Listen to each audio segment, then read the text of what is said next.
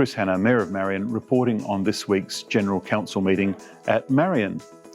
Well, the first thing I'll talk about is mobile food vans or food trucks. There have been a few springing up around the city in recent years, and it was time to regulate where they should and shouldn't go. So we consulted with the community, and there are some sites which we are removing, in other words, not allowing food trucks to operate, but there are other sites which seem to be quite popular, so we will allow food trucks in other specific sites. In fact, encourage them to be there because they're near particular reserves or whatever. So I won't go through the whole list, but it'll be available to you. Secondly, we're putting our multicultural plan as a draft out for public consultation. So this is something which is mainly about communication and getting the Marion Council staff to think about the experiences of people who come from other cultures and perhaps speak other languages. Over 20% of the population in the Marion Council area speak a language other than English at home.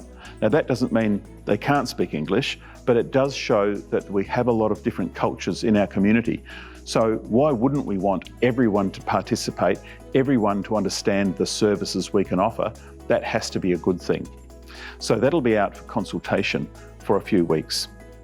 And thirdly, I'd like to tell you about the Tram Grade Separation, which has allowed a great new open space to come into the hands of Marion Council. It'll cost a little bit to maintain it, but the Department of Transport have been really good about handing over some space and providing a whole lot of good things in that space under the new tram bridge.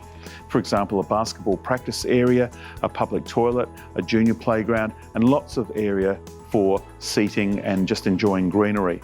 So the final details have yet to be worked out, but in principle, Marion Council is really glad to take that on. And just briefly, I'd like to mention Capella Reserve down in Hallett Cove. Since Cove Football Club, that is soccer club, moved to the top of O'Halloran Hill with a wonderful facility, including 4 soccer pitches, it's created a space for other groups down at Capella Reserve. And Council considered which groups could move in and use that. We decided to give essentially the main lease to Hallett Cove Little Athletics.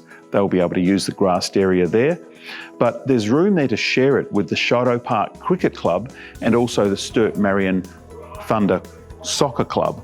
So it'll be more or less an overflow for the Sturt Marion Club, and it'll mean that those various sports can be played there, including athletics, and it'll all work out. We just have to figure out the timetabling.